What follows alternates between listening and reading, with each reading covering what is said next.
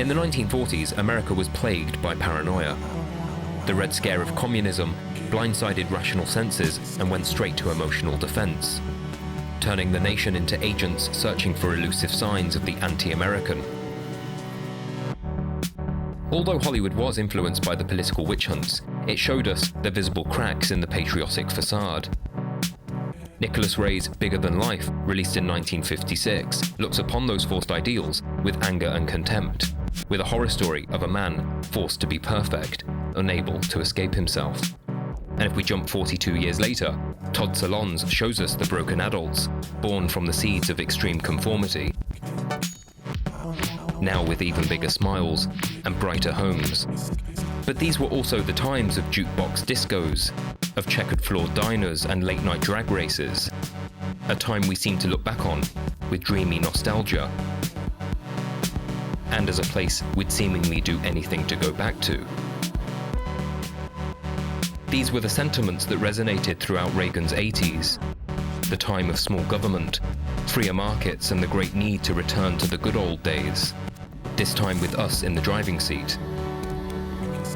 But what happened to those dreams of the 80s, promised to us in rows of individual houses, when we fled big cities of corruption and escaped into a peaceful suburbia, the place of prying eyes and suspicious minds?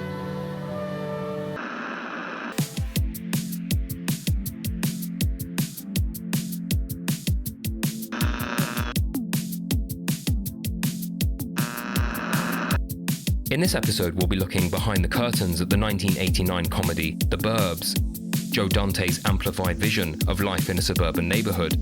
Sugar-coated with movie references and rich in cliches, this is as close as Hollywood gets to indicting not those that hide in the shadows, but those out in the sunshine, parading moral superiority like fresh apple pie. The film opens with establishing the paradise that is the great American suburbia, which doesn't get any better than this, of course, the boy delivering the morning paper. Already jaded with the daily routine, we meet Ray Peterson, an ordinary family man who just wants to relax during the summer. We see his neighbors, who are quick to wake up and eager to show us their personality. These are the characters that embody the American ideals, and throughout the entire film, remain stubbornly unchanged. No reflection to the USA itself, of course. Reluctant to go on vacation with his family, Ray opts instead to stay home, much to the annoyance of his wife, who already struggles to spend time with him. Like the rest of his neighbors, he seems more interested in outside observations, and when his friend comes over uninvited for breakfast, we see the seeds of paranoia planted over sounds of cartoons on television. You know, these Klopeks are strange. I've been watching that house ever since they moved in. No one goes in, no one comes out, no visitors, no deliveries. What do you think they're eating over there, Ray? Well, maybe these people just want to keep to themselves, Art. We don't even know how many of them there are. There are 3 of them. They only come out at night. Last week, when I was up on the roof with my telescope, I saw them in their backyard. Kind of like grave diggers? Maybe. All right, that's enough of this conversation. And sure enough, the far-fetched stories appear to be true, and Ray soon finds himself caught in the dangerously subjective world of the conspiracy theorist. Movies are practically synonymous with the obsessive gaze, the need to look outside, frantically checking for the telltale signs of abnormality and disorder, the thin line between neighborhood watch and paranoia. But what are the signs of things that are designed to be hidden, far away from view? The opening credits of Rosemary's Baby scan the Manhattan skyline like a pair of binoculars and focus our attention to an otherwise completely ordinary building. The horror is in its continual take, never breaking away from the world we know. New York is a city of exteriors, of glowing lights that peek into mysterious people in cold apartments, in a world of windows where we're never quite sure of what goes on inside.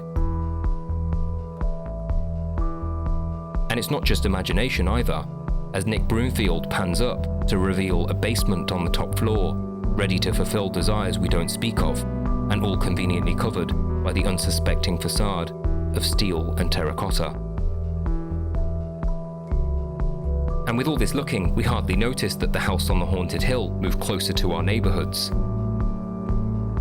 No longer confined to imposing outskirts that stood isolated and cut off from the rest of us. And when we do, we have the view inverted, no longer afraid of the strange individuals who reside all alone inside, instead fearing those who live on our very streets.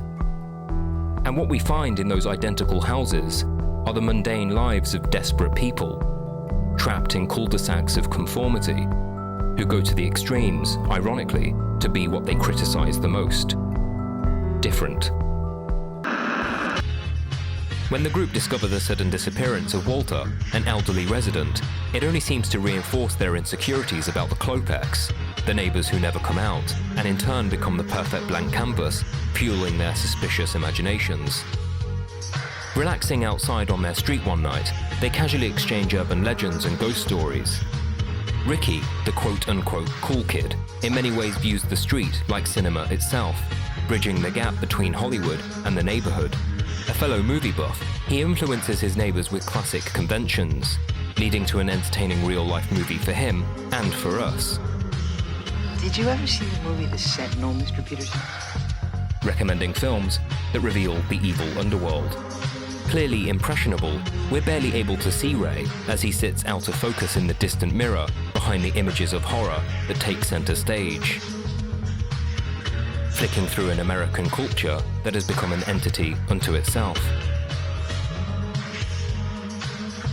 And it is precisely this level of influence that highlights the erratic foundations of the Red Scare generation, going to extreme lengths to justify their neurotic behavior. All on a street with a nice clean American flag. And you know things are going too far when even the kids look on knowing better.